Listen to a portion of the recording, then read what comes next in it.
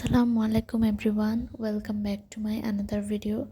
অনেক দিন পর আরও একটা টিউটোরিয়াল ভিডিও নিয়ে হাজির হয়েছি। আমার টিউটোরিয়াল ভিডিওগুলোতে অনেক বেশি গ্যাপ পড়ে যায়, সো ভাবলাম আরও একটা টিউটোরিয়াল ভিডিও আপনাদের সাথে শেয়ার করি। তো এই ভিডিওটা অবশ্যই আপনারা শেষ পর্যন্ত দেখবেন। অনেকটা ব্যস্ততার মাঝেও আমি এই টিউটোরিয়াল ভিডিওগুলো মেক করি আপনাদের জন্য। তো আজকে আমি এই ভিডিওতে দেখাবো কিছু পুরনো গ্লাস দিয়ে কিভাবে সুন্দর সুন্দর কিছু ব্রাশ হোল্ডার বা ফুলদানি বানানো যায় সেটা। তো এখানে এই কিছু পুরনো গ্লাস ছিল, সেগুলোকে আমি ফার্স্টে জেসু অ্যাপ্লাই করে নিয়েছি। এরপর আমি হোয়াইট কালার দিয়ে পুরো গ্লাসটাকে আমি হোয়াইট কালার দিয়ে ভালোভাবে কালার করে নিয়েছি। এখন আমি এখানে ছোট্ট একটা পেন্টিং করব, যেটা হচ্ছে আমি অরেঞ্জ বা লেমনের এরকম একটা কম্বিনেশন আমি এই পেন্টিংটা করব। তো এখানে আমি ফার্স্টে পেন্সিল দিয়ে একটা স্কেচ করে নিয়েছি। এখন আমি একটু একটু করে কালারগুলো করে নিচ্ছি। এখানে ছোট ছোট কিছু ডিটেলসের কাজ ছিল, যেটা করতে আমার অনেকটা সময় লেগেছে। তো কিভাবে করেছি, কোন ব্রাশ ইউজ করেছি, আমি পেন্টিংটি কিভাবে ডিজাইনগুলো অ্যাপ্লাই করেছি, সেটা পুরো ভিডিওতে তোমরা দেখতে থাকো। তো যাই হোক, তোমরা যারা এখনও আমার ইউটিউবের চ্যানেলটা সাবস্ক্রাইব করো নাই, এখনই ইউটিউবের চ্যানেলটা সাবস্ক্রাইব করে দাও। আর কোন কোন পেন্টিংয়ের টিউটোরিয়াল বা কোন কোন হোম ডেকোর আইটেমের ভিডিও চাচ্ছ অবশ্যই আমাকে কমেন্ট করে জানাবে। আর এর থেকেও আমি আমার ফেসবুক পেজে আরও বেশি অ্যাক্টিভ থাকি, সো আরও ডিটেলসে জানতে হলে কালার শেডো পেজে অবশ্যই ফলো দিয়ে পাশে থাকবে। তো এখানে আমি আস্তে আস্তে কাজগুলো করে নিচ্ছি। এই কাজটাতে আমি অ্যাক্রিলিক কালার ইউজ করেছি, যাতে কালারগুলো আর একটু টেকসই হয়। আমি বারবার করে অ্যাপ্লাই করেছি কালারগুলো। ছোটো এই কাজটাতেও আমার অনেকটা সময় লেগেছে। পুরো কাজটাকে আমি রিয়েলিস্টিকভাবে ফুটিয়ে তুলতে চেয়েছি, তাই এখানে আমি লেমনগুলোর কালারটা ডার্ক, তারপরে লাইট কালার, এই কালারগুলোর কম্বিনেশনটা আমি সেভাবে রেখেছি, যে এটা তোমরা ভিডিওতে খেয়াল করলে অবশ্যই বুঝতে পারবে। এখানে লেমনগুলোতে আমি ইয়েলো কালার আর হোয়াইট কালার দিয়ে করেছি। তো এই তো আমি পুরো কাজটাতে খুব সিম্পল রেখেছি। আমার কাজটা অলমোস্ট প্রায় শেষ। এই পেইন্টটা তোমাদের বাসায় থাকা পুরনো গ্লাসে বা কোনো কাঁচের বোতল বা যে কোনো পুরনো কোনো কিছুতেই করতে পারো। এরকম সিম্পল ডিজাইনের মধ্যেই কাজগুলো করলে, যেটা ঘর সাজানোর ক্ষেত্রে অনেক সুন্দর লাগে। তো আমি ভেবেছি এই গ্লাসটাতে আমি কিছু চামচ রাখবো। এরপর আর বাকিগুলোকে আমি কোন কোন থিমের পেন্ট করব সেটাও ভাবতেছিলাম। তো এই তো এটার কাজটা আমার প্রায় শেষের দিকে।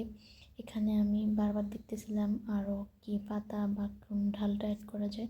তো আমি এখানে কিছু হালকা পাতলা ডাল গাছের পাতাগুলো অ্যাড করেছি, যেগুলোর কালার কম্বিনেশনটা আমি রিয়েলিস্টিকভাবে ফুটিয়ে তোলার ট্রাই করেছি।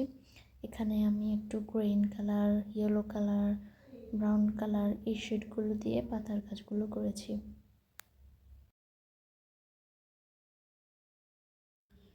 এরপর আমি এখানে আর তেমন কোনো কালার ইউজ করব না, আমার কাজটাকে আমি এরকম সিম্পলই রাখবো।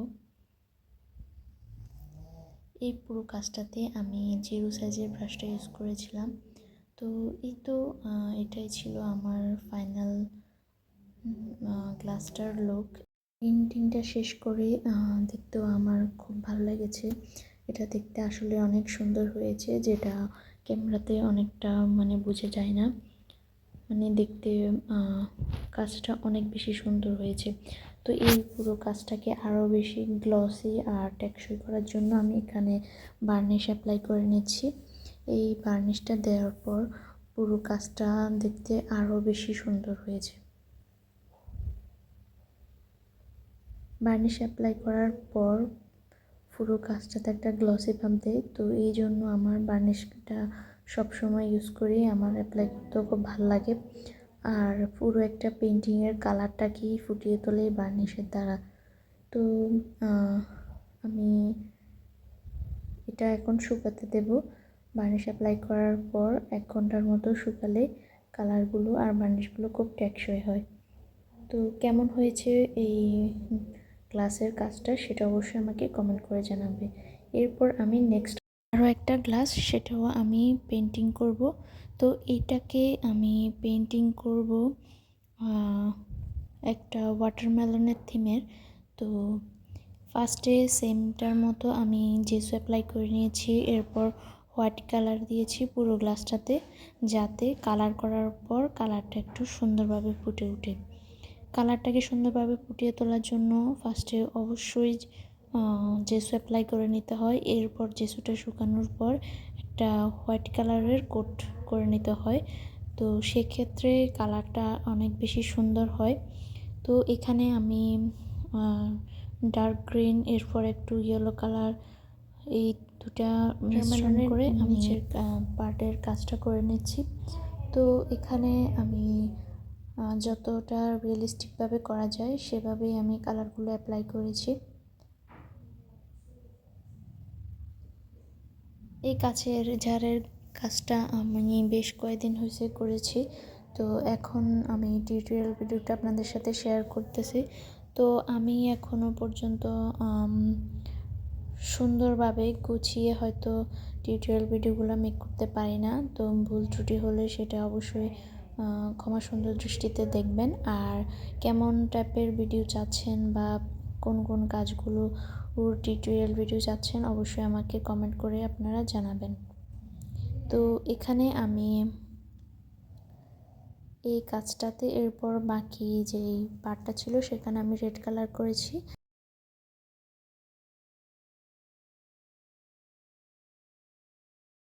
এরপর এখানে যে ছোট ছোট ডিটেলসের কাজ ছিল সেগুলো করে নিয়েছি। আর এটা হচ্ছে নেক্সট যে পার্টটা, পুরো কাজটাকে আমি আরও একটু গর্জিয়াস করার জন্য এখানে আমার পুরনো একটা পিতা ছিল সেটা আমি অ্যাড করে দিয়েছি।